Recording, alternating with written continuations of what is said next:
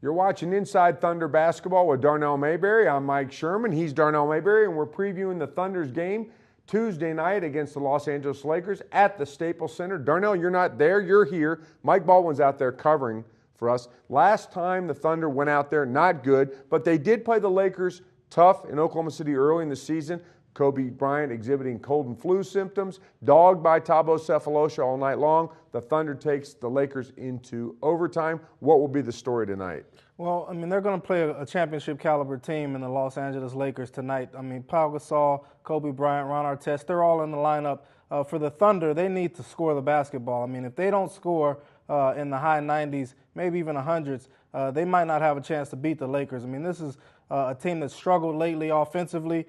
They struggled to rebound the basketball. The Lakers are the best rebounding team in the league at 45 a game, so they need to really get their hands on defensive rebounds tonight and keep the Lakers off the glass. You talked about scoring, Darnell. The Thunder's lost 4 out of 5. This is the toughest stretch of the season. They're on a 7-game stretch that really takes them through the Clevelands, the Lakers, the Phoenix Suns, who they play Wednesday night. You say offense has been a problem. What are you seeing right now with the Thunder offense? Well, I think guys are missing shots, but more importantly, I think they're missing shots because they're settling for jump shots. If they weren't settling for so many jump shots, they wouldn't be shooting in the low 40s.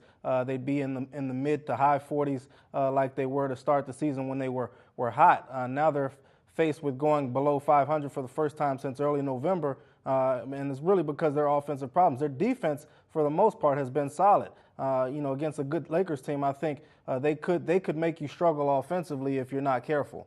Okay, we're talking about Thunder's road trip, a 2-game set, Tuesday night at the Los Angeles Lakers, Wednesday night at the Phoenix Suns, a game that everybody is sort of get well card as far as scoring.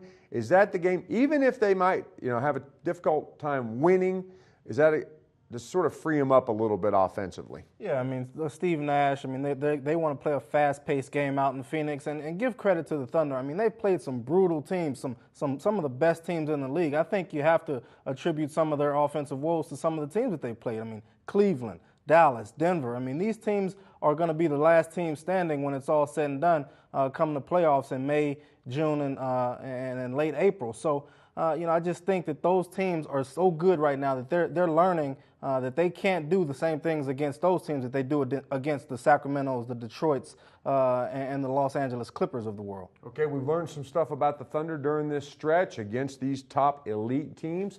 Darnell, one of them is we've really got to see the playmaking skills of James Harden. How has that helped the Thunder, and how is that sort of changing the team? Well, it's helped because it's given them another playmaker. I mean, Russell Westbrook is sort of struggling with his offense right now. He's not really getting the team into a flow offensively. Sean Livingston was supposed to be that secondary playmaker. Kevin Ollie is out, but Sean Livingston hasn't really been that facilitator that they thought he'd be just yet. I think he's still recovering from that knee injury. So James Harden gives this team a different look offensively. When he comes in, you mentioned it, with the pick and roll. I mean, the guy excels off the pick and roll. He just knows how to make plays, and then this offense is sort of tailored to a guy like him, his style of play, where he can just free will and make decisions on the fly. No one else really at this point can do that like James Harden, and that's benefited the Thunder. Okay, a second thing that sort of revealed itself during this stretch is the interior offensive and defensive gifts of Serge Ibaka.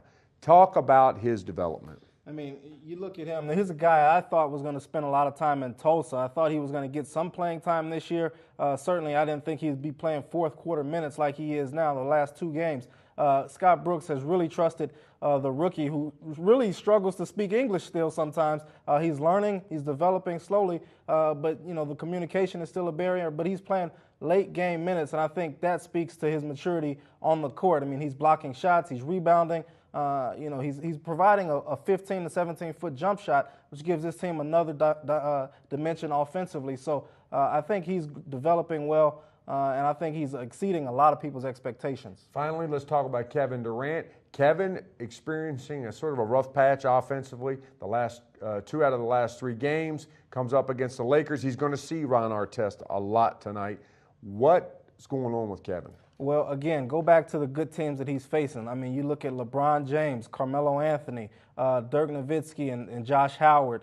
Sean Marion. These are the defenders who have guarded him. Shane Battier, Ron Artest. So I think you look at, he's playing some of the best defenders in the league over these last 2 weeks. And I think you're naturally going to see a little bit of a drop-off. But I think Kevin's going to be fine.